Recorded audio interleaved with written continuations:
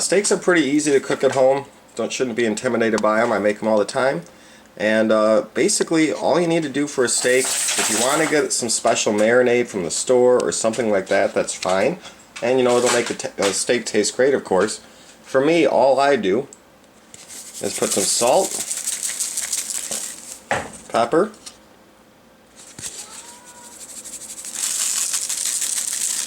and I like to add a little bit of onion powder, as well as some garlic powder. Now I just do an estimate. I got a little bit too much in some spots, and I'll just rub it in now. And then I'll do the same thing to the other side. Now you're going to want to have your grill heated up, so if you're using charcoal, get it all heated up, and if you're using propane, get your grill heated up as well. You're going to want it to be all hot when you throw on your steak.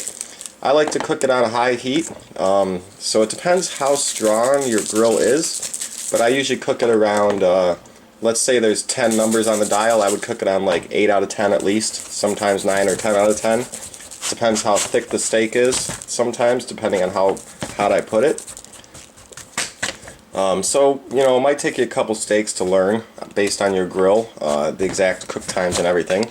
This steak's probably about 3/4 inch thick, maybe close to an inch thick, and I'm going to cook it, want to get about a medium cook. I'll cook it about 2 to 3 minutes per side, and it's going, like I said, to depend on your grills. So start with about 3 minutes per side, and if you think it's a little bit too overdone for you, next time cook it 2.5 minutes aside. Or if it's not done enough, do 3.5 minutes aside next time. So, you know, within one cook, your next cook can be perfect. And you might get it dead on the first time, but I'd start with about 3 minutes aside. So I got my grill heated up.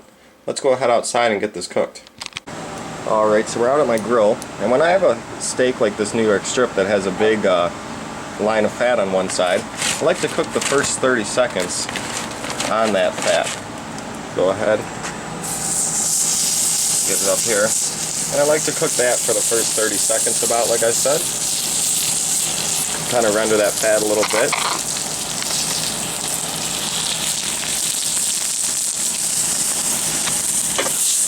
And it flipped itself a little early, but that should be good. As you see, my temperature's on the highest. I'm actually just going to turn it down ever so slightly. And now we're going to cook it for about 3 minutes on each side. Alright, it's been just about 3 minutes. I'm going to go ahead and turn this back up to high. Because when I flip it here, I'm going to want to just cook that fat a little more.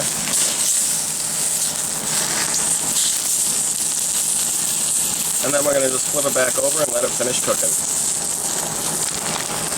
Alright, now our steak's cooked about 3 minutes aside. There's one last step. I'm going to throw it in tin foil, and we're going to wrap it up and let it sit inside this tin foil for about 5 minutes. Once your steak is rested for about 5 minutes, take it out of the foil here.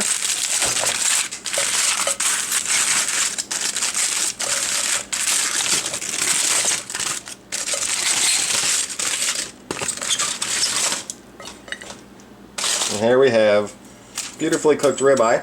Let me go ahead and cut this. Now I only have one hand here because I'm holding the camera up. So see if I can get into this here. I'm hoping it's around medium.